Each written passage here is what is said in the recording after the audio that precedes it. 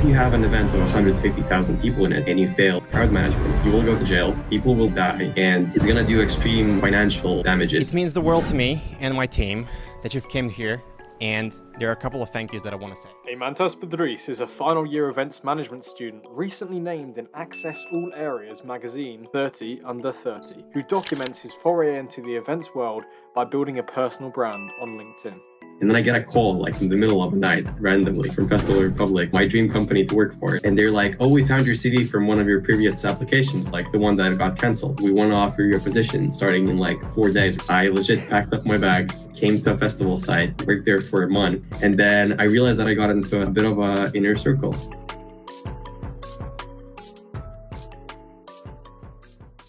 The TEDxSurreyUniversity podcast is sponsored by Runner, which is the first of its kind, #1 rated, fully automated running coaching service.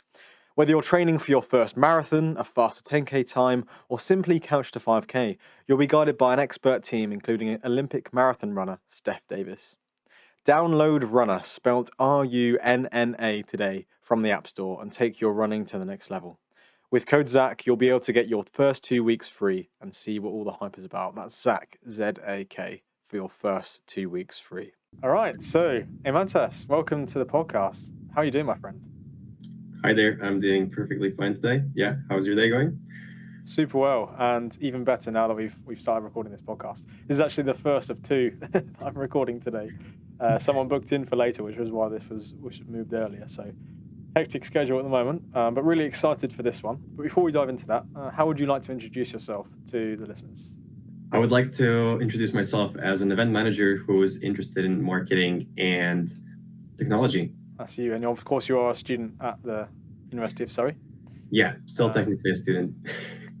So we actually met there, and before we begin this podcast, I'd like to kind of briefly take us back to when we first connected, because I think it's quite important context, especially given the many TEDx speakers that I've had onto the podcast so far.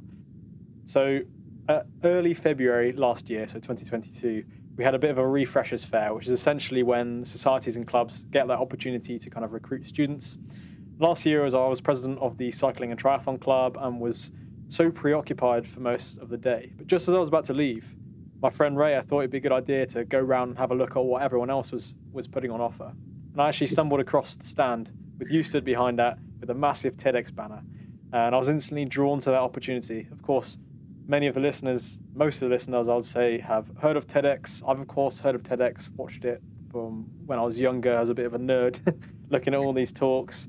And so I was like, okay, in my own university. And you actually mentioned to me that you'd seen some of the work I was doing as part of the triathlon club, with the marketing and the sponsorships and things, which I was really surprised by. I didn't know that anyone else, other than the club, knew what was going on, and encouraged me to be part of the team. So that quick decision and saying yes to that opportunity, and then later it turning into hosting the event and working with yourself and the speakers more closely, has probably played a very major role in propelling me forward in life with confidence, with opportunity. And so, I just wanted to say, before we start this podcast, I want to say thank you for that opportunity. And I think it's a fantastic thing you were doing. Yeah, I feel like you just basically took the most out of that opportunity. Not a lot of people manage to do that. And it's really, really nice to have had you on a team. You made a massive contribution, and it all well paid off. We'll, of course, talk about TEDxSurreyUniversity later on, as it's probably one of the biggest projects that you've kind of taken from the ground up. But to wind it back to the early years, providing a bit of context for the listeners, how and where did you grow up? I grew up in Lithuania. I've basically lived my whole life there, near the capital. And I've only moved to the UK only a couple of years ago, just for my studies, for my university studies, to basically have access to education in show business. I'm studying events management, and back home, with the biggest event being like 40,000 people, I definitely wanted something of bigger scale. How does Lithuania compare day-to-day life for you to what it's been like in the UK? I don't know. It's definitely maybe more comfortable. When I moved back home, everything just slows down a bit when I compare it to life nowadays. It just feels like home, just because I've spent so much time there. The education system is basically getting you ready for so much in life, I would say. Coming to the UK and studying here was absolutely easy. I'm very sorry if that sounds like I'm laughing at somebody, but coming to study to the UK was extremely easy, coming from a Lithuanian background. And I feel like in general, we're just raised to be very hardworking people. So when we move to the UK, we might see some people as lazier or something like that. But yeah, that's just a small outlook and a small difference. Yeah. I think given the current productivity crisis, it's not too hard to outwork an Englishman. I feel like in the UK, you speak English, which is like really widely recognized and all of that. You really don't need to learn another language to basically succeed in one industry or another. For us, since if you spoke a language that was only spoken by like 3 million people, you would definitely want to learn another language. You would want to learn about other cultures and all of that, just because you kind of see yourself joining other cultures to basically succeed in specific industries, as I'm doing right now. I'm not trying to run away from the fact that I moved here because of more opportunities in my specific field, to basically learn more of the innovations in my field and all of that. So you basically are just preparing to move somewhere, sadly. Yeah, that's how I see it, yeah. And so when you were a child growing up, what were you like, personality-wise? I was very shy, extremely shy of a child. I had like a perfect bully package. I just want to share that quickly. I've had like really weird looking glasses. My mom used to dress me. I would never hit back. What else? I was a bit overweight. My legs were like pretty uneven. Like I walked as like a penguin. And what else? My teeth were extremely crooked. So a lot of things. And that's why I would get picked on in school. And I basically, like, that ended only when I started doing sports. So I played basketball for like good 6 or 7 years of my life, nearly at a professional level. And yeah, that's when it kind of stopped going that way, because I feel like that gave me confidence that mostly came from sports and all of that to basically stand up for myself. But yeah, a very shy child. Never thought that I would go into any leadership positions. Yeah, but that changed a bit later in life. So, when would you say it did change?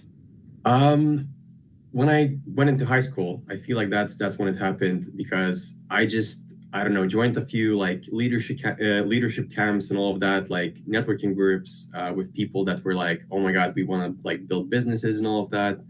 And I don't know, I started attending my first public speaking classes and similar things like that. And then it just completely changed. I was just like, I need to challenge myself to do things. I've started with all of the things of like writing down goals and all of that. I don't know, starting with financials, finishing with like personal branding and all of that.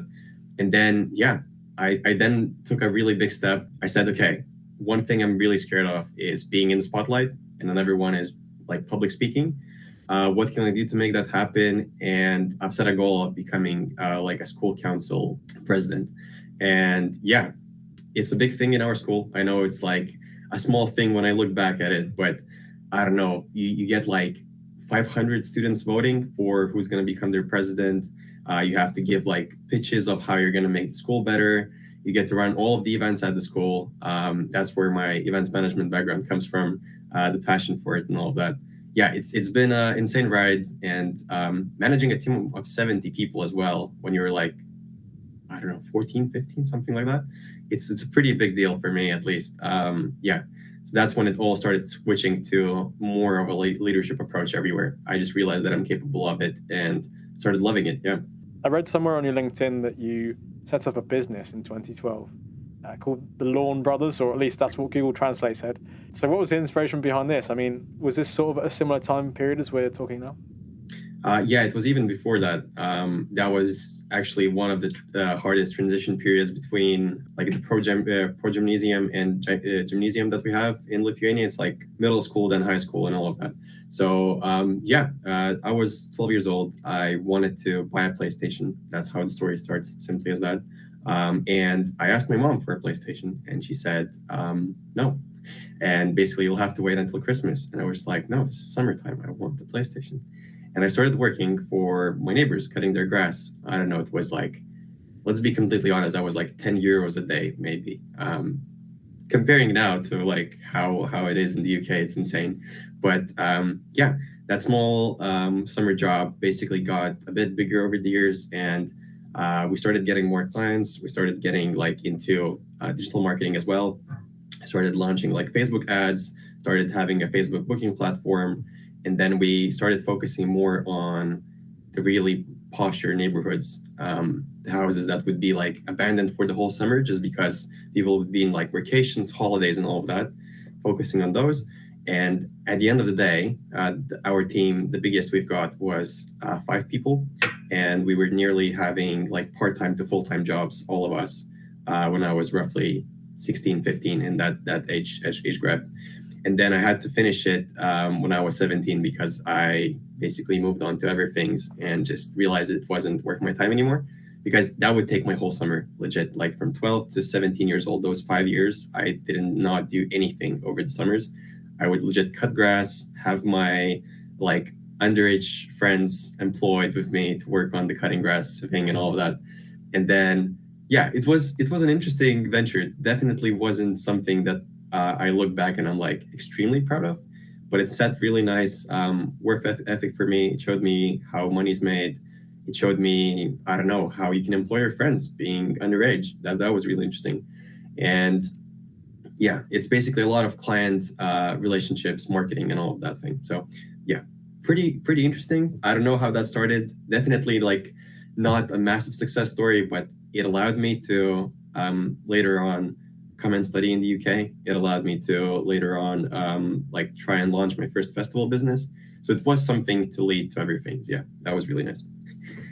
I love that story because it's so enterprising and it's from such an early age as well. The question that immediately pops into my head is, what is that differentiating factor between the kid that goes, I want a PlayStation, oh, I can't have it now, oh, I guess I'll just wait, which is literally how I'd imagine I would have been. I mean, I wasn't out there creating my own business at 12, compared to an individual like yourself, which I'd see as an outlier in a good way, who then just takes it into his own hands and manages to scale it up and smartly as well. You know, you are targeting posher neighborhoods with people with multiple properties, so they needed their gardens managed when they're away. I think that's such an inspiring story. Don't get me wrong, I wouldn't push it as like this really entrepreneurial idea. I feel like I've just seen some of my friends doing it, and then I was just like, okay, can I basically become like, this become a more like worthwhile project? Can it just become a bit more long term and just like have a bit better longevity? So yeah, that's how it started. It wasn't like a really original idea. I just took it to the next level, made it a bit of like I made a better plan for it and just better execution, a bit more branding rather than just a one-off person working somewhere. I feel like because, I don't know, I was really mad at my friends and I wanted to just basically prove myself. I was just like, I'm gonna do like some business and all of that. I'm gonna try and make this work and make my own money, you know? Just like, I don't know, an angry, independent child. Like I wanted to be independent. I was angry at my friends because we had like a massive conflict before that. And I was like, yes, I need to make my own money. So isn't that as inspiring, but yeah, it's lovely to look back for sure. I don't want to dwell on this point too much, but yeah, it's not original. Obviously, it's not a new idea of cutting your neighbour's grass and going round. But I think the fact that there are so many people with great ideas, poor execution out in the world, gives us that opportunity to actually, rather than having to be creative enough to think of the idea, is just looking at where people are doing it but not executing it well and going, I can do that and do it well. And it's seeing that there is a demand for it, because obviously it's a proven concept that it works. You mentioned there that kind of propelled you into the world of events management alongside being the student council chairman, you know, setting up events. Before you got directly into working for events companies, were you recognizing internally that you were manifesting the traits of being a leader, of being a manager of sorts, or was that not really something that you thought about much at the time? Oh yeah, it was definitely in that period. I specifically started to like get into every leadership position possible. I feel like I just wanted to, you know, like when they ask for volunteers, I would be always the first person to lift my hand up and be like, yes, I want to do this. But yeah, it just afterwards it just got to even an obsessive thing. Like I just could not let go of my leadership everywhere. And right now I am definitely better with that. But yeah, before that it was just like I was craving every possible leadership opportunity. Yeah. This is a tricky question because it's something that is obviously trying to be introspective. But but why is it that you wanted to go all the way opposite from being shy to almost being in the limelight and leading people? Because I see some similarities between myself being very shy and then progressing into doing something like this, right? I just felt like my ideas were worth sharing, that I had something good to share with other people as well in leadership, because leadership for me is not management, it's leading people. So it just basically you have to see all the strengths in other people and get them up and get them going, not yourself going, but just get other people together and make them work as a team. I felt like I had that in me, and I thought, okay, that's valuable. I want to just learn how to communicate that to other people. I need to basically portray myself as confident, as strong of a personality and all that. So I don't know, maybe that's like a loop that I'm getting stuck in, with what's a reason and what's an outcome of just trying to become a leader. But I would see it that way. What is it now that would make a good leader in your eyes? It's gonna sound weird, but being vulnerable, first of all, like not trying to be that I'm the strongest person, the smartest person in the room, being very vulnerable and very transparent about, okay, I'm getting these people together. They might be way better than me in specific fields, but I still want them in my team because I see it as a mutual benefit for everybody in the team. So not trying to be the best in everything that you do in life, then caring about the people in the team. That's one of the key things that I definitely got wrong in the past. What else? Having basically, I feel like a long-term perspective on things. So basically, if something goes wrong and you realize that something goes wrong, you just basically have to focus on something more long-term, just have a bit of a vision rather to just focus on something that happened really badly in a specific second. That, in my opinion, takes a person from a manager that's looking into like just micromanaging people to a leader that sees something a bit more long-term and is able to solve that. So and focusing on solving things rather than focusing on problems as well, because I've had that quite a lot with my managers when they say, oh, we have a problem, and basically they're not offering any solution. They're just focusing on the problem at hand and just talking about how bad it is.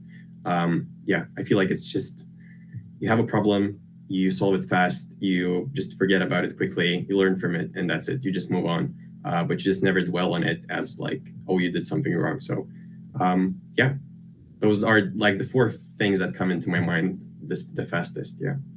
Back to the kind of chronology then, back to that first step into events management. What was that transition between having your business and being on the student council and then sort of moving into more recent years of stepping into the world of events management? It all came back from a really small thing. I used to dance quite a lot in my life. So being on the stage was quite usual to me. We did a lot of like dance competitions, dance battling and all of that. And that's where I basically first saw events. That's how I got into them. And then when I started organizing the events at my high school, it's legit a high school known for good events there.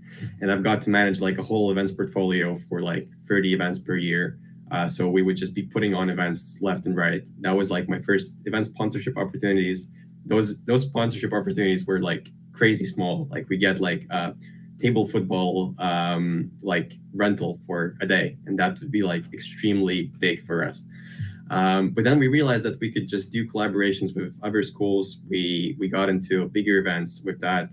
We basically had like a collab with 3 different schools during a whole night event. So like we had a full-on school that was rented out to us for a whole night, and we could just do whatever we wanted. We had concerts in there. We had sporting competitions in there. We had, workshops for dancing, acting, all of that. It was a lovely, lovely start to the events that I was doing. And then I started volunteering quite a lot in conferences, specifically in leadership conferences, mostly. Those are the ones that I spend most of my time in. Tech conferences as well, like startup funding rounds, similar things to that. And I would legit just volunteer there with smaller positions possible. That would be opening the doors and smiling at people, like hospitality completely. Then, food and beverage. Then holding the mics up when the speakers need to come and speak. That's how it started. And that's where my love for events actually came from. afterwards, I just basically tried getting into my first paid opportunities. It started with culinary events, which is weird as hell when I think about it. That's a really quick story as well about that. It was a massive leadership conference, and this guy was always talking about how volunteering led him to like all of his work opportunities and all of that. He's like a world-class chef right now. And I was like, you know what? We had like time for one question from the audience, and I just stood up, like physically stood up, not my hand. I just legit stood up. And he was just like, okay, what's your question? I'm like, look, you've talked about volunteering and all of that. Can I volunteer at your restaurants just to like try and get that experience that I want? Because I was really passionate about cooking at that point. And then he says, I'm a business owner. I just don't do volunteering. Come and work for me. And that was like the first contract that I've landed. It was just legit culinary events, like workshop classes pretty much, where people would come together with their colleagues and all of that, learn how to cook an octopus and just have a nice dinner in the evening. That's it. That's all how it started. I would just work in the kitchen, try and help out with the event delivery and all of that. And that's it. That was like my first paid gig in events in general. Yeah. It gives you an appreciation for the volunteers, first of all, but also means that when you do step into roles of leadership, as we've discussed, you actually understand and can relate with all of the people underneath you because you've been there. So you spend a little bit of time kind of working then for this culinary business. Is there anything else in that time frame that is important to understand? I don't know. I feel like I've done my first couple of internships afterwards with like admin event kind of companies, but nothing too major. But on the side, I was just like, I need to do something with events. I just wanted to do something with events. And I was like, okay, my first own festival sounds extremely good. But don't get me wrong, I've never been to a festival by that point, like legit, or maybe one only in my life. And I've got a team of the same team that we would use to work on the school events with, just from one of the collaborations that we did before. And I've started speaking to them about this idea. Yeah, we're gonna hire a massive venue for 2,500 people. We're gonna put on this gig first in like legit, just first time occurrence. And yeah, we got our financial sponsors actually. I'm very, very proud of them. We got all the funding needed. Like we legit saved up, all pulled our money a bit. And yeah, the project was on the way. We had bands booked. We basically had speakers as well lined up and all of that. And then COVID hit, good like 2 months before that. And yeah, we had to completely cancel this thing. That was possibly the first like really hard learning for me, that how hard it was to close a project down, because at that point we had around 30 people involved and around a year spent on planning it. Yeah, so that hit like extremely hard. But we managed to switch to virtual events. I continued working on virtual events. I was not made redundant in my like in 2020. That was like a massive blessing as well. But yeah, I've learned to work on virtual events, and I've learned how to say no to massive projects and when they fail. Yeah, I don't know. That was the saddest moment of my life, I would say. But yeah, that happened. And when I look at it back right now, it was such a good thing that it closed down, because we were so naive of many things we did not take into account. Health and safety wasn't the thing for us. We did not know that existed. We did not plan for toilets in the event, legit. Like we wouldn't have really overflown the whole infrastructure we had. We did not think about crowd safety at all. Yeah, fire exits. I don't know, like those things were completely out of the window. Like that wasn't our scope of planning. We were just like, oh, there's a venue. They should take care of that, right? That definitely doesn't work that way. And that's why I'm happy that I studied events management. And that's why I got involved with the bigger events, to basically learn that my idea was extremely bad at that point. Like it wouldn't have worked out. We wouldn't have sold out the tickets. I did not realize how hard it was to sell tickets out as well. But yeah, I was just driven by the first like initial interest that we had, because I've sent out this questionnaire about our event. Like that was my approach to sponsors as well, that we've sent a questionnaire asking young people whether this event should exist, whether they're missing like opportunities, like extracurricular opportunities, because the festival was all about that. Like you legit would turn up to a festival, you would see all of the extracurricular activities potentially possible in your city.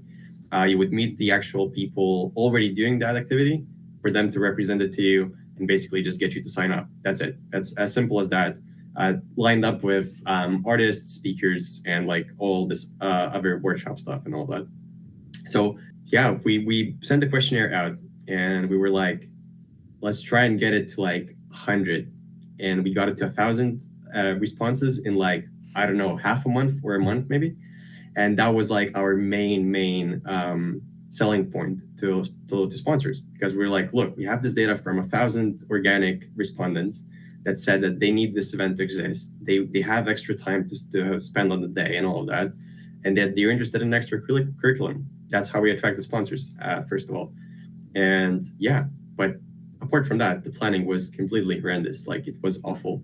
Like, we did not realize so many things. And I guess at the end of the day, COVID actually saved my money, because that was like my life savings on the line completely. I wouldn't have been able to study in the UK if I did that and all of that. So I don't know, it would have been an interesting thing to see how it would have unveiled, but that's definitely not happening anymore. So, as with any project that any of us set up, or anything that we do external to ourselves where we get praise or validation, or when things go wrong, it goes bad, is how we attach our identity to things outside of ourselves. And so did you think that during that process you very much attached your identity to this event as this is part of you, and if it goes well it's a reflection on you, and if it goes badly it's a poor reflection on you? And did you see that identity attachment was then better after it got cancelled, as in like for projects after that you were able to separate yourself more? Yeah, I mean, I've actually had like a massive identity crisis after that project like got canceled, and my other things got canceled as well. I always used to attach myself to the work that I'm doing, like constantly. I was very much chasing roles. I wanted to be the festival organizer. I wanted to be, I don't know, a marketing manager at that company and all of that. It all legit made my identity fully. And one thing that happened to me before moving to the UK was I had to cancel everything that I was doing. Like, I had to stop everything because it was very much in person. And I finished my high school, first of all. I finished my 2 part-time jobs. I canceled this project. And then I basically sat down. I wasn't even a part of any sporting teams, since I used to do sports my whole life. That was the only period that I didn't do any sports. So when I sat down, I had a massive crisis, because I was just like, look, I'm nobody by this point. Like, I don't have any communities to associate myself with. I don't have any roles to associate myself with. And that's when it very much hit me that was very toxic what I was doing. Just like trying to only have work speak for you and nothing else. So after that massive concern of being a nobody for like a good, I don't know, month or so. Was that during lockdown as well? Yeah. That was just before coming to the UK. So like 3 years ago, roughly. Yeah, that was end of 2020, I would say. Yeah. That's when it hit me that I basically needed to start doing something more internally, trying to basically become a stronger person from within. And that's when I started doing therapy. Legit, this whole identity crisis led me to do therapy quite a lot. And yeah, it did help very, very much to separate myself from the work that I'm doing. Yeah. Not going like super in detail, obviously, because it's a very personal thing, but I'm interested to hear the main things you took from that therapy, because it's not a problem exclusive to yourself. I mean, a lot of people struggle, especially in this time of life, with identity and where they place their identity. So how were they able to kind of ground you, and what did you learn from that process? The best learning that I've definitely taken from it was that every single choice has a sacrifice price. So for example, if you decide to, I don't know, go into events management and like chase the massive, like being the best at it and all of that, there are sacrifices that you will need to make. You will not see your partner or your friends so much. You will definitely take a toll on your mental health, physical health. You will very likely not be that happy and all of that. So that's just one of the examples, and that every single choice has a sacrifice price, pretty much. That's how I would take it from the therapy that I've done. That just comes to your financial goals, that comes to like traveling goals, whatever you're set out to do. There's always a price you'll have to pay for that, and it's just the question if you're willing to do it. For me, for example, I was always doing fitness, and I never got to having a six-pack and all of that. And then my therapist was just like, you're not willing to pay the price. And as cliche as that sounds, it just completely clicked to me that made sense. He was just like, look, if I had a dream to buy a specific car, if that was like my dream, I would have to work like, I don't know, 60-hour weeks and all of that just to get enough money. That means I would sacrifice taking my time with my child, taking time with my partner, not having enough time for myself and all of that. And then it all clicked to me. I was just like, okay. So all after that, I've started setting goals that were mindful of the sacrifices that will need to come with it. And so that did definitely help me balance things better. And apart from that, it's mostly just working on relationships as well. And relationships are pretty much the same thing. They're simply work. You need to put time into them. They don't work out if you just randomly decide to catch up with people half a year later. It is hard work, and not a lot of us at this age realize that it takes like constant investment into people around you to build something meaningful and to be vulnerable with them as well. It takes time, it takes courage, it takes intent as well. Those were my main things, I would say, from that I've taken. That's super valuable. Thanks for sharing as well. I think the kind of whole thing surrounding the fact that you make this, it's the idea of opportunity cost in economics. Yeah. It's like anything that you do means that you're choosing not to do something else. So with that limited time, you have to be careful and mindful with what you do. And of course, if you place your identity and also you almost make something your God and you purely focus on that one thing, you've got to realize that, like you mentioned, that the balance gets thrown out the window. And balance is something that I want to talk about a little bit later on in the podcast as well, because you come through to like summer 2020 where you're doing so many events and things. But given this new information, I'd be interested to hear where you're at with that. But before we go on to that, I want to talk about the transition over to the UK. So you moved to the UK for uni. You said that uni wasn't a decision that you initially were going to take. So was that cancellation of the event made you realize that you would go then to the UK? And then what was the initial months like in the UK as well? Yeah, I mean, my decision to come to the UK and study was mostly based on the idea that I just did a lot of challenging work. I've taken a lot of challenging projects like part-time work and all of that with companies that did not treat me as like a high schooler. They treated me as like an equal, and I completely respect that for them. But for me, it was a really steep learning curve. And when I finished with those contracts, like a year after, I realized that I lacked knowledge, and that's when I realized that I needed to go to uni. What I was lacking was theory, basically. I could definitely work out the practical side of it, like in a hard way, definitely like taking twice as time as anybody else would for an adult. But I just needed to get the theory. I just was really, really theory hungry for some reason.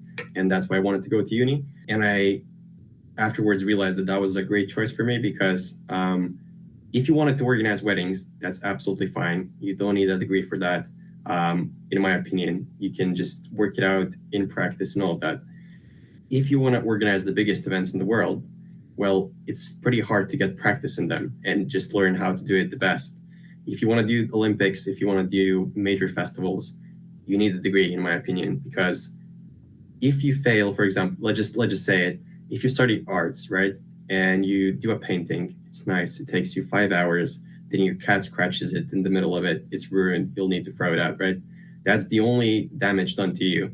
Like legit, you're losing a bit of resources, you're losing a bit of your time, a bit of your love, that's it. That's all you lose.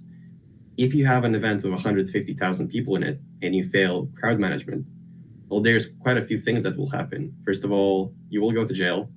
That's one thing that definitely will happen. People will very likely die in that festival.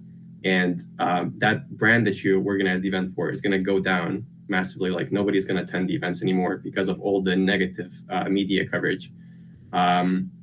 It's going to do extreme like financial damages to the company and even the local area maybe if the event gets canceled long term and all of that. So when that hit me, I was just like, shit, okay, that is a thing that's actually pretty hard to work out nicely. That's why I needed to have a degree. Yeah, and in my opinion, that's definitely helping me set the right mindset. The degree might not be ideally that practical as I would wish it to be, but it's definitely opening my mind up to be able to comprehend the complexity of these major festivals and events. Yeah, and those few couple of months moving into the UK were possibly the loneliest ever. I'm very happy that I had my partner with me, but having that crisis before moving in, I wasn't the most confident or outgoing or social person ever. I just wanted to stay inside, didn't want to socialize that much, like in freshers and all of that, especially with COVID as well. That was scary stuff as well. Just to be able to arrive in the new country when it's all in lockdown. Yeah, so those were the loneliest months, I would say. How did you come out of that? And just something I've thought of on the spot. Didn't you say you were part of the boat club at Surrey, or was this later on? That's exactly your reply to how it got out of loneliness. Right. Yeah. That was just joining the boat club, the rowing club in our uni. Yeah, and that basically was the most intense 9 months of training in my life, I would say. So we switched from being lonely to being tired. That was my coping mechanism, I could say. Yeah, and those were really, really lovely months. I got back into shape after COVID with that. That basically got me back again to feeling more confident. I started doing remote work as well, just to be more flexible with all the events happening. So I switched to virtual events at that point specifically. And then, yeah, it was smooth sailing afterwards. I don't know, I got involved with the Students' Union, got involved with quite a few things around uni.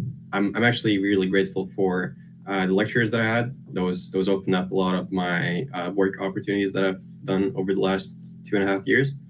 And yeah, so started with virtual events, boating club, and then moved into doing in-person events and all of that on the side of the studies. Yeah. And that exactly alludes to the importance of a network, right? You know, you can do all these things on your own. You can stand up spontaneously and get that opportunity back at the culinary place earlier, but also then moving to the UK with the expanse of opportunity with the networks, because your lecturers, obviously, if they're lecturing in events or hospitality or whatever, they're going to have tons of industry connections, which is there for the taking. And I'm surprised more people don't make more use of it. And it's something that I didn't take advantage of when I was younger, but definitely since university, you know, developing more of a personal relationship with your mentors and tutees and tutors and the lecturers, of course, themselves, because they are experts in their field. They've done it all before, and they know everyone who they study for. They might conduct surveys for the biggest companies in the world on this topic, which then they could put you in touch. So I think it's such an unspoken thing about university. I think people go to university for 2 reasons. You know, the education. Well, maybe 3 reasons: education, friends, and partying. And no one ever really talks about the fact that it's just an opportunity to network, because you just have all of these professors who have so many connections out in the real world, that I think is another real big selling point at university. So it's interesting that you were able to really tap into that there. And absolutely. Like, even talking with the lecturers one-to-one and all of that, they say like they're just missing students coming to their like one-on-one consultations, because like they're there for you to use and nobody seems to be using them. And after like nearly graduating right now, like I'm graduating in half a year, I feel like I definitely did not make most out of it. I mean, I could definitely have gone even further down and basically made those more of those connections. And I wonder how much of that is due to, because of the lockdowns and lack of social interaction, and now we have super high levels of social anxiety and depression, and people not knowing how to interact with each other, and they feel embarrassed, and they're always on their phones, and kind of, I wonder how much of that whole sort of storm is really affecting people's confidence to go out and take those opportunities. And in a way, you could argue that it's it's good for people like you or I because there's, you know, less competition. But I think that's certainly not how I would want to look at things. You know, I don't think it's a zero-sum game. I think if you can share this stuff with people, I mean, I'm doing a podcast, so clearly I'm not trying to keep it to myself. But I think it's one of those things that's really sad to see. And I think, you know what, all props to you for going for those opportunities. But I would encourage anyone listening, if they are at university, or even if they've just started their career at work, or even if one of the people listening to this is a cyclist I used to ride with who is in their mid-40s or 50s. But it's just thinking about the amount of opportunities that are there if you just have the confidence and don't lack that embarrassment and just go for the opportunity. So without taking it too much on a tangent, I think I just wanted to highlight there. So then you came through to last year, 2022. What led you towards TEDx, and then what was it like trying to get that back off of its feet? Because it was kind of dead after the pandemic, wasn't it? Oh, absolutely, yeah. So it's been like a long-term project. It started in 2013 as like a project that was going on with other people organizing it. And then I've watched TEDx, like TED Talks, my whole life pretty much. Like from, I don't know, starting from when I was 12, I started listening to these like TED Talks shorts or something, like a podcast format. And that just got me like extremely hooked on it. Like 7 minutes, you get a new topic, you get like massively excited about this topic in that short period of time. I don't know, whatever that is, saving turtles. I don't know how artificial lights impact space research and all that. Like you get these random topics that I can still remember until this day. And I don't know, it's just a conversation starter. You listen to these things, you expand your knowledge a tiny bit at a time. And I was always passionate about how clearly these people stated their ideas in such a short period of time. That was a thing that always attracted me to TEDx. And as an events manager, I was just like, yeah, I always wanted to do that. It's a volunteering thing. It's possibly one of the last couple of years that I will want to do volunteering things, like without any payment and all of that. So yeah, I thought it was a perfect opportunity for me to also legitimize myself as an event manager, because it's a project where you take everything from the start to the finish by yourself, like with a team, of course, but you'll lead the way for the whole process. Because in a lot of my employment, I used to just do parts of the project. For example, even if it was ticket sales or organizing the actual event, but not executing it. Like you always work on a specific part rather than doing the whole thing from start to finish and having full ownership of it. So it was a way for me to legitimize myself, like prove myself to myself that I was able to do what it takes from start to finish. Yeah. So those were the main reasons why. It made me more confident in that I can have a full ownership of a project for sure. And I think, you know, alongside that, it's also then being able to say, I mean, a bit like having a little bachelor of whatever at the end of your name, you can also then say, because again, everyone's heard of the brand TEDx, you can say that you've created this whole TEDx event and you can attach yourself to that. And as much as we talked earlier about not attaching yourself to the identity of the things that you do and looking internally, I think from an employer's perspective, and also just one of those things that you can internally recognize as being, you can look back and you go, you know, when I did that 10 years ago, that was really cool. You know, it's just like being able to take that on with the risk involved and with the fact that you're trying to do a degree alongside it. You know, it's not part of the degree. It was purely like a voluntary thing, as you've mentioned. What were the biggest challenges that you faced during TEDx that you didn't expect to come up? Financial challenges. Legit. Thought it was completely like free to put on an event on an event campus, like on a university campus. And sadly, that wasn't the case. We ended up spending like $3,500 for an event to be put on. Of course, we were able to break even and all of that. That was fine. But it was insane to me that a university event could cost $3,500. That was a bit of a reality check, you know, even not having staff that you need to pay for it. That was interesting how much just the resources would cost for the staging equipment, for putting everything up, for marketing, for printing posters and all of that. I know maybe it wasn't the most smart planned event financially. We could have done it cheaper if we had more time to plan for it. But since it was such a short time squeeze, we had to make some cuts and all that. So yeah, either way, I was proud of the project. We're still taking it on this year. We'll see if I'm still leading it or if we're having other people to lead it. But it's still going on this year as well. So you could say that longevity is there. Yeah, and when you mentioned the brands being able to recognize it, yeah, absolutely, that's the case. Because for me, having my CV filled with a lot of things that I'm proud of and that are great, but that are Lithuanian, are definitely not doing me any good in the UK. Because being pretty honest, I feel like a lot of people here are pretty nationalist, like that they really take pride in their own country. But at the same time, they just sometimes don't value the experiences from elsewhere as much, sadly. Yeah, it's just, yeah, it's a tiny bit of a thing that's a really nice branding opportunity for me as well, for my personal brand, to basically say, yeah, even though I did a lot of things in Lithuania, that's a global brand that I can associate myself with, and you definitely know where it's coming from. So yeah, it's another thing. It's interesting that, isn't it?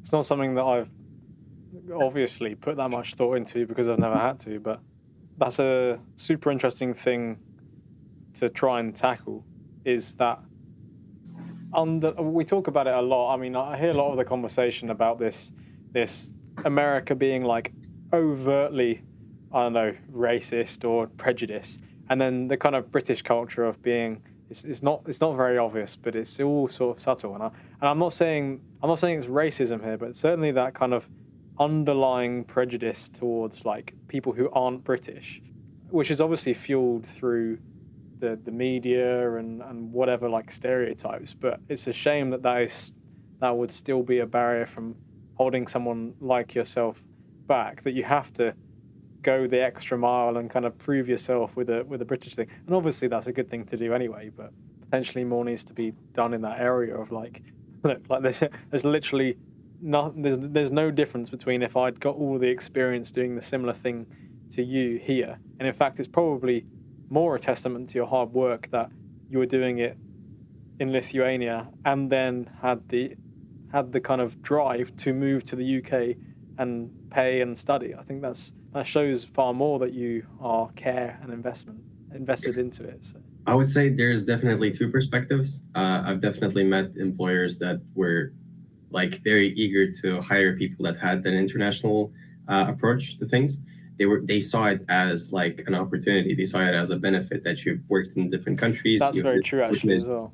You witness different cultures and all of that. But for others, I understand their point as well. Like for more local companies and all of that, they realize that you haven't done it in terms of how they're done here. Like you haven't noticed how legislation works here, for example. You don't know how licensing works here in events, for example, specifically. If you worked with marketing in other countries, for example, you might be bad at the language that like the locals communicate. You might be bad at copywriting. You might not understand how the locals approach ads or like how they understand visuals. I understand their perspective as well, but there's two thoughts of camp, I would say. One is like loving the international approach for like bigger, more international companies, and then for more local and smaller companies, it's more like try and prove yourself in this market and then come to us to basically work. So yeah, I would say that's my experience so far with international employment. Yeah. I mean, that's a great summary, and I think it makes sense as well. It's not necessarily a prejudicial thing, but a practicality that they are seeing and kind of identifying. And I mean, maybe that does inspire you to then go and prove them wrong, or I guess prove them right. Yeah. and be able to work well for them. One of the things I wanted to touch on slightly after the TEDx is the crazy summer that you had, at least from my perception, because I'd go on LinkedIn, and not that I was kind of regularly checking up on you, but you were posting a lot, and occasionally it would come up, and you'd see, you hover over the name, and it would say 5 out of 11 or however many it was, 7 out of Yeah. 11. You're doing all these events like back to back to back festivals and big events in 2022 in the Yeah. summer. I want to ask you, like, what drives you to want to do so much? Because there's a point of kind of, you know, doing events here and there and having a nice balanced life, and then there's like going head first and really immersing yourself in getting as much experience as possible, and that's obviously the kind of step that you took. So what was that all about? Why did you want to do so much? Yeah, that was 13 festivals in a row. Yeah, to put it to like just focus on it fully. And to be honest, just like to be completely honest with you, doing a lot of festivals in a summer just means that you're working short-term projects. So it's not necessarily an impressive thing. If I was to say I've done 3 festivals in a summer, but I worked like a month and a half each on them, that would be a whole different story. So for me, it is just trying to break into the industry, just to be completely honest. I've landed a few contracts that were very, very nice, and that like I'm still impressed by that I was able to land them the last summer, because what happened was I had quite a late like planning schedule, because I was planning to move to US for this year. I wanted to study there for half a year and just move back here. I canceled that plan very, very late. So I only started like planning my freelance summer, I don't know, like a month before it started. So like, let's just say in May or something. And then I started applying massively everywhere that I could. I realized that I already was late to some of the applications. But I reached out to like 25 people on LinkedIn that were like hiring for festivals and all of that. And like 2 of them, I think, replied, 2 out of 25 or something. And then we got into a call with them. We started talking. We like legit landed a role or some. And then it got canceled as well, just to make it a bit even more tense, to be honest. It got canceled just because of budget cuts in festivals last year. That was a massive thing. And then I was like, okay, I'm going to go back to the things that I was doing in the previous years. I'm going to join a company that I was working with before. It wasn't as challenging, sadly, as normally, like as I wanted to be. It was short-term contracts, not as challenging. I've already done that work before. And I randomly started manifesting, like landing something bigger, just randomly. I was like, I don't know how to reach that. Like I was so lost, but I really, really wanted it. And I'm sitting in Italy in like a youth exchange that I was like planned a few months back, just a week off. I'm just like completely chilling and not thinking about work. I'm like, we're going to take care of that when I'm back. And then I get a call like in the middle of the night randomly from Festival Republic, like the I don't know, my dream company to work for and all of that. And they're like, oh, we found your CV from one of your previous applications, like the one that got canceled. And like, we want to offer you a position starting in like 4 days or something. I legit packed up my bags, and like in a few days I left, came to a festival site, worked there for a full-on month, like without stopping, no weekends, no nothing, which is very toxic, by the way, just to mention that quickly. And then I realized that I got into a bit of an inner circle that was hiring quite a lot for festivals. I started talking to the people that were working on that festival, like if there were any opportunities afterwards. And just one thing led to another, and it just started getting like 2-week-long contracts or 1-week-long contracts in different parts of the city. I've got to travel quite a lot around the UK. I've done one in Belgium as well. It was a pretty nice summer with that. And yeah, if I was to do it again, for sure, I would definitely focus on doing a bit more long-term projects. So like a month for one project would be really nice, because you can definitely get the feel of it. You can make a real impact on it and all of that. So even though the numbers sound good, I understand that it was a really nice branding way for me as well, just to be able to stop by an employer and say, look, all these festivals that are the biggest ones in the UK, I worked on them. I know their teams and all of that. That's like another selling point of mine currently when I'm applying to jobs. Yeah, it was definitely a branding opportunity for me again, but just wanted to not make it massive and grand, but that it was just a lot of short-term things. Yeah. It's actually funny the parallels there I can draw between that approach and that balance and the podcast and the guests that I have on. And I just want to talk about this very briefly because it's funny, kind of a light bulb moment. Yeah. So for yourself, with your career, you obviously, well, we'll talk about what you want to go on to do, but you're obviously looking to get into that whole space. And there's two things that you want to do. You want to both evidence and sort of marker that you've got all this experience and wisdom. So you can tick off every single big festival, you can tick off that you've done a TEDx. And even though those things are great, doing all those festivals doesn't necessarily give you the best experience. Yeah. And you could get better experience from doing a lesser known, something with less hype around it that people don't really know about, but is really challenging and actually gives you way more experience and wisdom that actually would be better.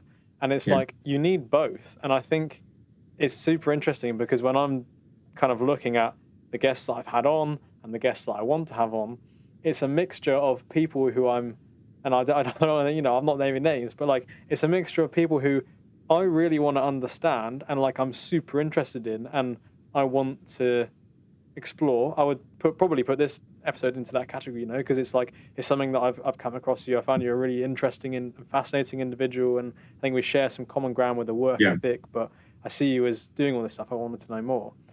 But also then there are some times where I go, that person would be interesting to talk to, but probably the main reason why I'm doing it is because it signals off that there's someone that people know. Yeah. So people, when they look at the podcast, they say, oh, he's had that guy on and that guy has 200,000 subscribers or whatever.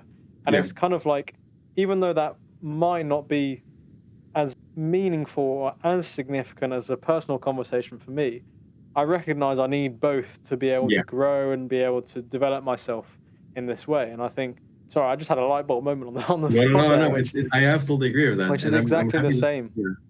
Exactly. I'm very happy that we're both transparent about it as well. That, I mean, we both realized that, I don't know, taking on a 5,000 people festival and like owning all of the operations would definitely be a better learning experience than jumping through so many of the major festivals and trying to like get a feel for their cuisine, let's just say, like for their internal workings and all that. I completely agree. But for me, I feel like it's an easier way in if you have all of these big names to support you, just to later on going to something more in depth when you actually want to do that. So for me, it's just, and I don't know, this summer as well, I kind of realized that I was very much putting all of my capacity in as well, because I've got thrown into so many different things that I wasn't prepared for completely. Like, not gonna lie, just needed to realize that, like, to figure them out just on the go, just like work it out on the way, and that's it. In the same way that even though a guest might not be exactly the best guest that I would want to have on from my own curiosity, they still have a great story. It's like an event is still going to be super important and teach you a lot, even if it isn't quite as good as doing these other projects. It's like it's still doing. It's not just one or the other. It's not binary. It's providing you with both. But and it's certainly something that I speak to a fellow podcaster and my friend David McIntosh about this. Check out his podcast if you hadn't heard of it. Development by David. But he talks about perceived performance versus real performance. Yeah. And of course, you've got to have something to back it up. You can't just have all these fancy things on your CV, and as soon as you sit down at the interview, you got nothing behind you. Yeah. But at the same time, that perceived performance is super interesting. Like how I make the thumbnails look and present the podcast as being more professional than it actually is, as I'm here recording with OBS and on Google Meets. It's having something that does look really good, but also being able to back it up. And I think that's a clear example there. On this kind of whirlwind of all these different festivals and things that are going on, how do you find the balance with sort of your sleep, your nutrition, your training? Again, I feel like it was opportunity cost, sadly. So you had to sacrifice quite a few things to make that work out. Because just to be very transparent about it, festivals are very, very long hours, especially if you're just starting out trying to get your foot in the door. It can be anywhere from like 12 to 14-hour days. That's insane, and that might be like 30 days in a row, like not like having weekends off and all of that. When it's crunch time, it's crunch time. And I mean, if you're one of the, like, I don't know, 5 or 10 people that you know that the event is not going to go ahead tomorrow if you don't put in that last piece of work, then it is a big motivation to actually stay in and do that. Like, you see a lot of real reason why you should stay and do your work, you know. So I understand that's not sustainable, and that's absolutely not the best way to go. But for the first couple of seasons, when you want to prove yourself to somebody, I feel like that, like, very, very typical grindset type of a thing is a pretty common concept. So yeah, I mean, nutrition in some festivals, by the way, just not promoting overworking yourself and going to the world of festivals or events, it's pretty decent. Like, it's very, like, proper meals and all of that. Depends, of course, on the organization and all of that, on the catering companies that are involved. But for food, that was never a problem. Like, taking care of proper nutrition was never a problem. Sleep and doing enough sports was definitely a problem. I would always, like, try to, I don't know, mitigate the problem by saying, oh, I walked like 20 kilometers each day. Like, I'm still doing cardio quite a lot. It's still like I'm getting a bit of activity in every way. But going to the gym or, like, actually doing some proper exercise was definitely not working out. Not only because I did not have time, I just simply did not have energy after all these hours working. I know these sound like excuses. You've been doing training, I don't know, for endless years, and you know how it works. When you want to do something, you can definitely work it out. But that, at that point, my main focus was on work and just making that work out. And I wouldn't say that I regret it at all. I mean, I basically afterwards, after the crazy run finished, got back into regular fitness, because I've been doing sports my whole life as well. So I do have, like, those basically foundations, like really, really quality foundations. My body just is not used to not doing sports. So whenever I go with, like, a month without doing any physical activity that's in the gym or, I don't know, or running, doing boxing or whatever else, I basically just, something clicks in my mind and I'm like, yes, you need to go. Like, that's just like an indicator that something's going wrong with life. So yeah, it's pretty easy to balance it back to normal afterwards. But it is a big stretch, both in mental health, physical health, because you get to deal with very high stress situations constantly, at least from my perspective. Maybe those are just a few festivals that I've been involved with, but I definitely felt that sometimes I was even incapable of actually dealing with some stuff. So yeah.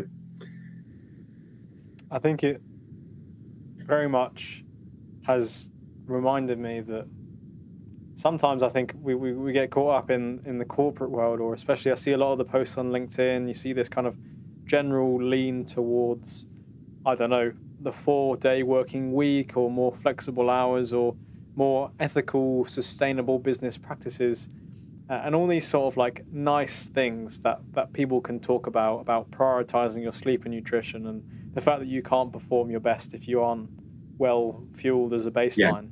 But you can't just apply that to every role everywhere, because there are certain roles and necessary roles where, as you've mentioned, it could be, 11 p.m. at night and the festival starts the next morning, and you just have to do that thing. Like, there's literally no other way. Otherwise, the lights don't turn up in the morning, or, the mics aren't set up correctly. So, whatever it might be. I mean, I have no idea. I've never been on the ground working in that context, but I think it's definitely having an appreciation that isn't always the case, and exactly as you've kind of echoed there, that opportunity cost, and the fact that you can also.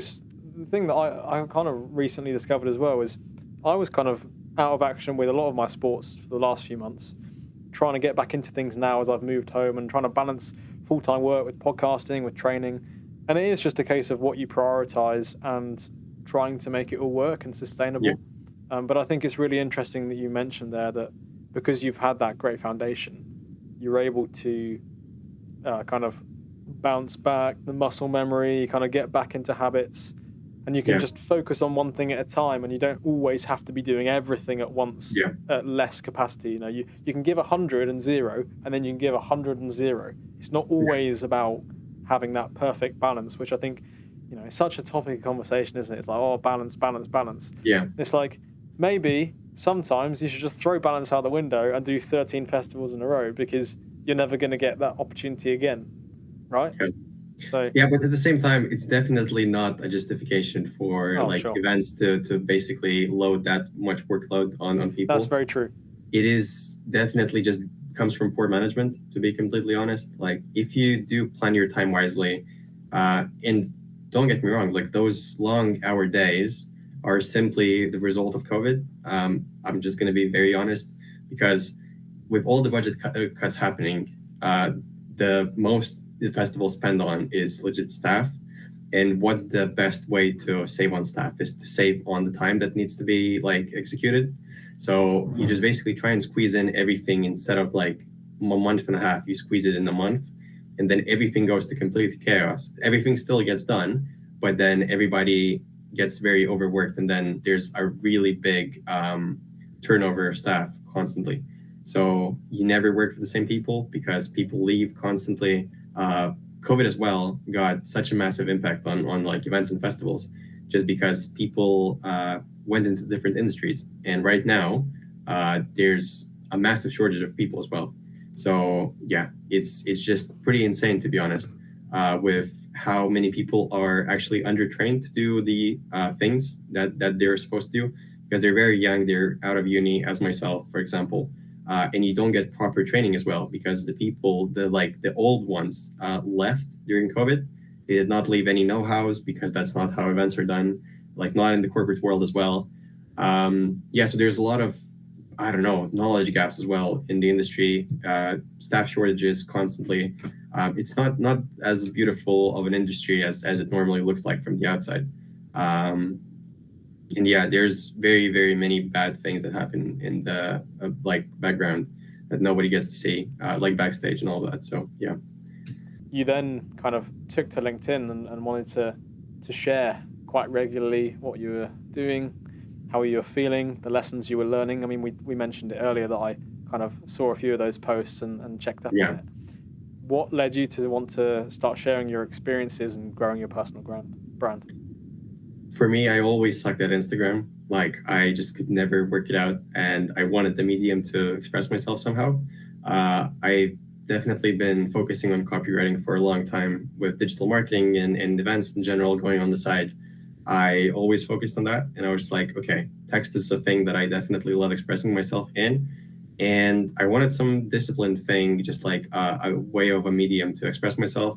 Found an accountability buddy as well, that wanted to do a similar thing, just post weekly content on LinkedIn, and started from there. I started getting some feedback from people, even though it was very rare. I'm not saying everybody told me that the content was great, but let's just say 3 or 4 people reached out over the span of half a year and said, oh, I found this content useful. I find this actually, I read this constantly. I follow you for that specific reason, and this is giving me benefit in life.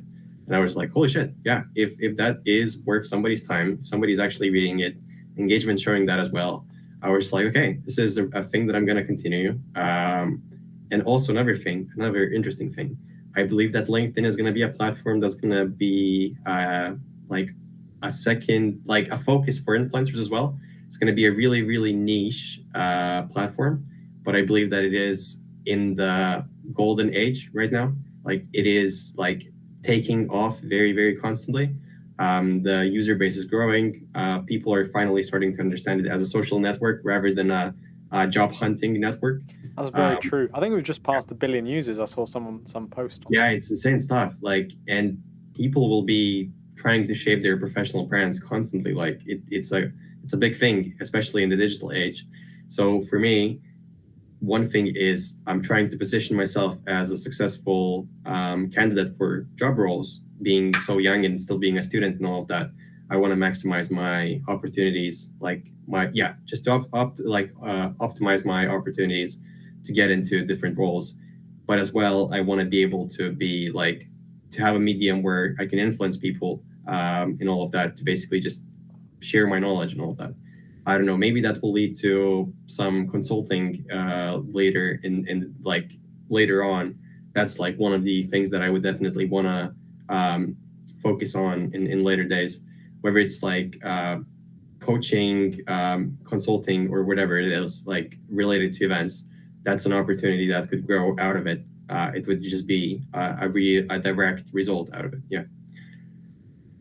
I think it's super powerful being able to look back as well and see what you posted 6 months ago and learn in public. Yeah. I mean, part of the reason for this podcast is learning in public. Part of the reason why I'd want to share anything in public is because you learn and so do other people rather than keeping it all to yourself. And I think it benefits both of you because, as you say, you can go and share and build that platform, and then people can get real value from what you have to say.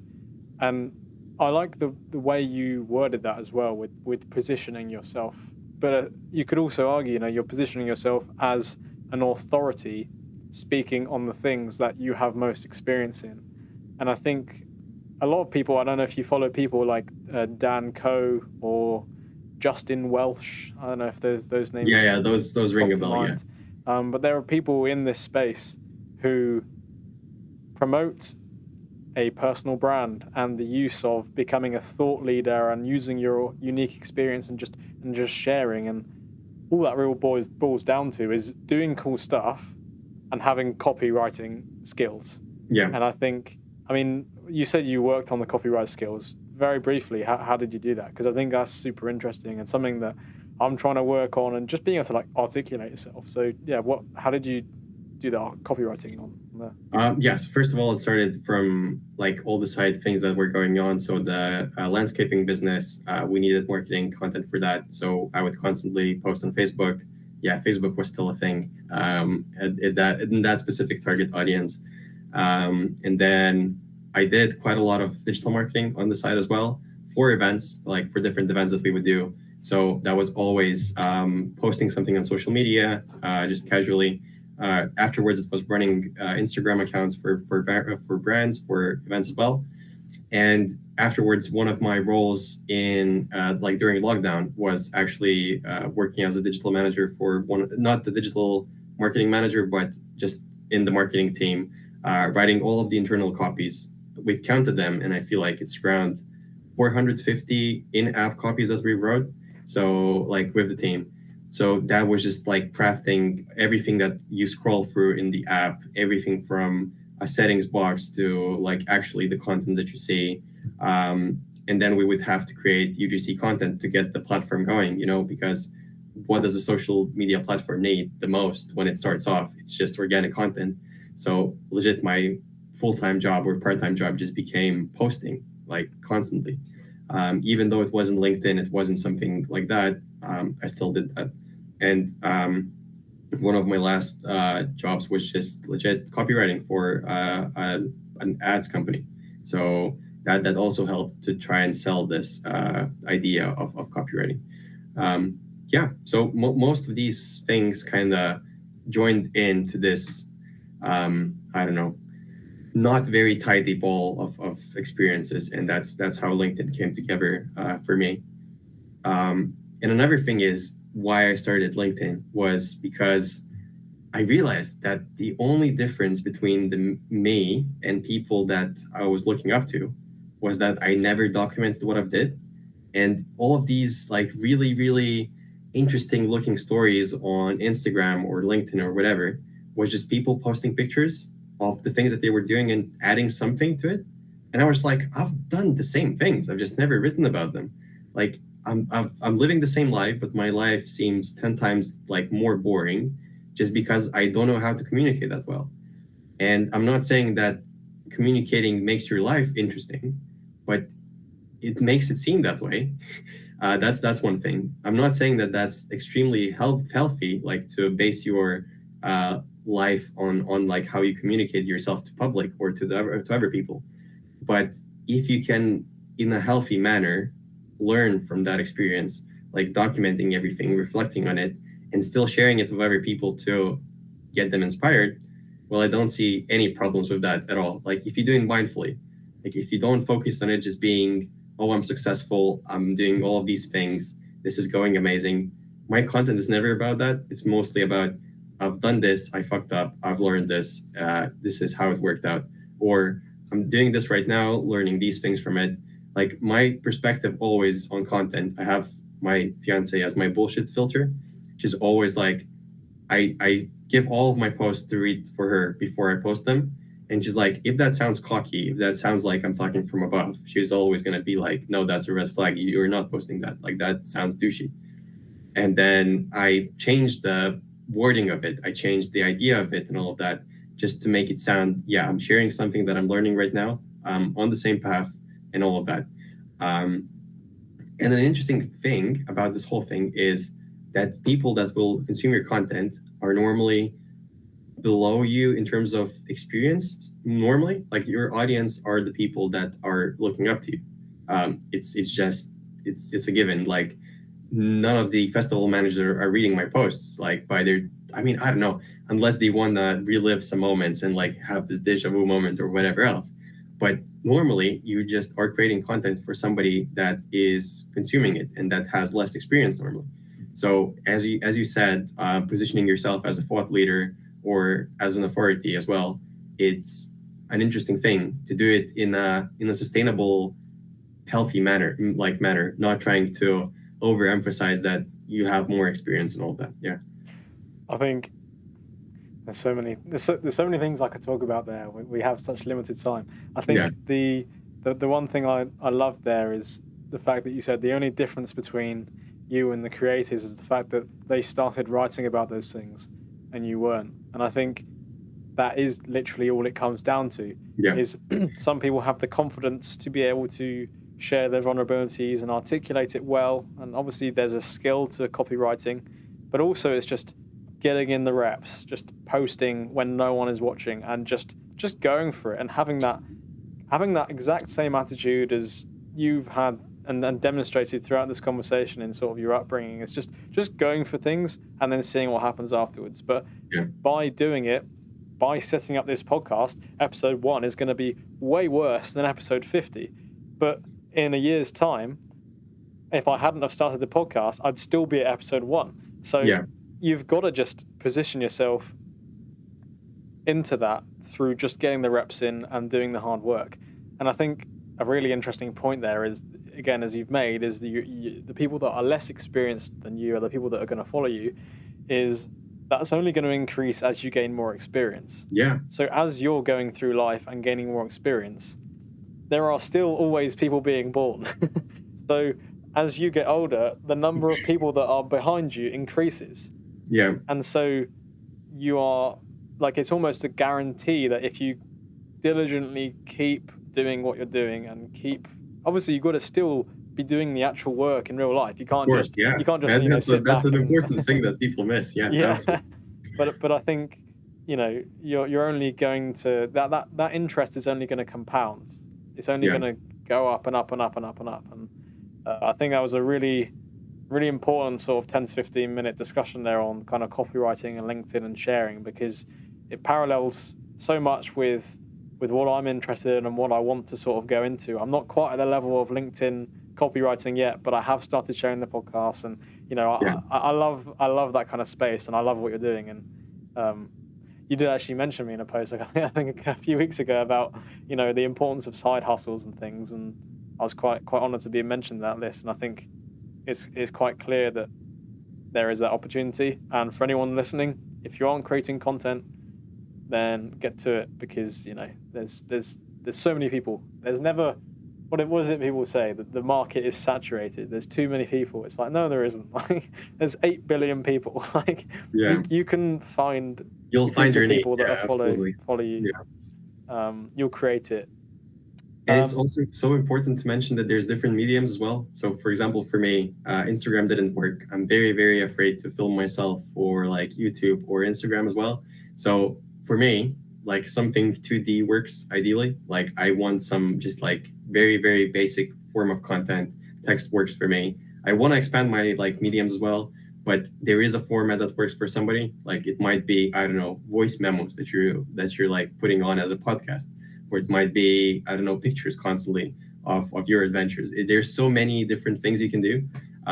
It's just finding the right one. Absolutely. Well, the internet's given us all these opportunities, and the same way as you'd go to office hours. It's there. The opportunity's there. The internet is literally infinite. So get to it if you're listening. One of the things that I just thought about as you were kind of explaining all of that, and it's kind of a question that has gradually formulated in my mind somewhere in the back of my head during this conversation, is that you have all of these skills and all of these experiences and wisdom and not necessarily events management specific, but they could quite easily, traits of leadership and of responsibility, time management, balance, like all the things we've discussed are very transferable and could be transferred to jobs with potentially, more stable and higher salaries and more balance. Yeah. And so one of the things I wanted to ask about is the fact that events management is quite a risky career path for some, like depending on what you go into. What would you say in response to that? Yeah, it's definitely hard work. I will definitely agree on that. Like, it's not as stable and as given as many other jobs. But for me, like seeing how everything changed with COVID, and that like currently all of the tech companies are getting layoffs, like massive layoffs. I feel like nothing's stable at this point. So for me, it's just doing what I absolutely love and enjoy. And for me, I feel like the field is extremely wide as well. Not a lot of people see it as one-dimensional. But if you start looking at events on a major scale, everything that starts from like over 100,000 people attending the event, there is such a variety of roles available. Like you can do, when I started doing events, I thought there's like 5 different fields you can go into, like production, like actual like AV and all of that, like the technical production, let's just say. So production is like the logistical side of it, technical production, marketing, what else? Like artist liaison, and I don't know, food and beverage. That's what I thought was the case. There's like things like health and safety. That's a whole different field I did not realize about before. Licensing, that's another field. I mean, there's like 80 different fields that I have noted down. I recently like delivered a keynote on this, and I'm like, there's so many fields. Like when you do the payrolls for a festival, it is just endless people around it. I don't know, diversity, inclusion, accessibility teams, water safety. Water safety is a thing. When you arrive at a venue, which is going to host like 100,000 people, you need so many people for testing the water and actually running the pipes. It's insane. It's a simple thing like that.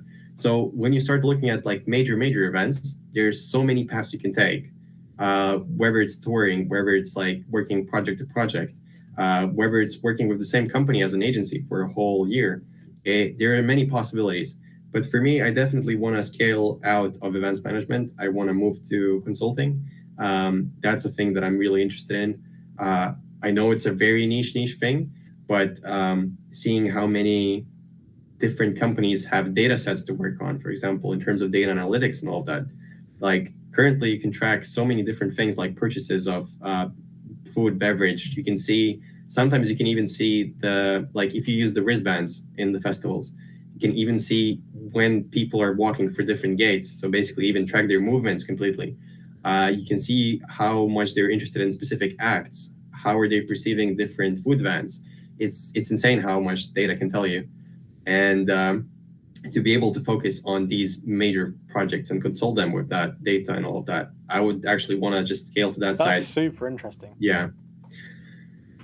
Yeah, so, I love that. I think I mean I'm working at the Office for National Statistics now, and whilst it's not maybe as glamorous and applicable to what you're saying, it's given me at a very basic level an appreciation for, I mean, I worked at a tech startup that basically dealt with data primarily before, the Dragon's Den Generate.